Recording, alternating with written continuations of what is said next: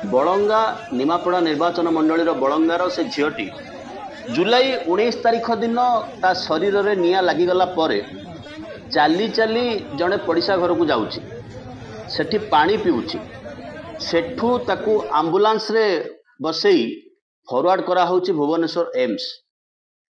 कुहा जाउची तार 70 भाग पड़ी से सुस्थ अच्छी अर्थात ता अवस्था रे उन्नति घटुची ताकू एयरलिफ्टिंग करी नुआ दिल्ली एम्स को पठिया होची अगस्ट 2 तारीख दिन झीर डेड बॉडी पहुंचुची या भितरे अनेक कथा को लक्ष्य करने को पड़िबो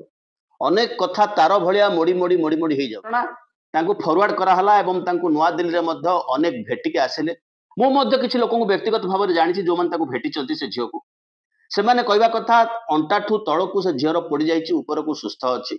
निजे स्थानीय विधायिका प्रभाती परिडा भुवनेश्वर एम्स आसी पारले नाही किंतु दिल्ली रे जाइकि ताको भेटिले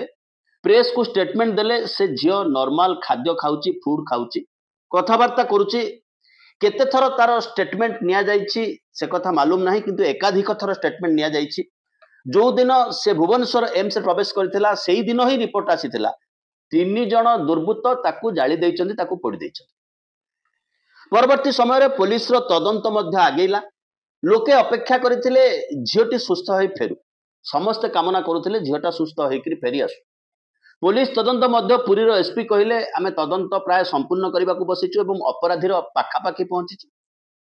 लोके मध्य अपेक्षा कले अपराधी किए जानिबार निहाती आवश्यकता अछि कारण ये घटनार आउ गोटे घटना समान पाखापाखी घटना सहित लिंक रोची से होची बालेश्वर घटना जो धक्का लोकों को मनरू एपर्यंत जाई नाही ये द्वितीय झील बालेश्वर घटना पर से हृदय विदारक घटना।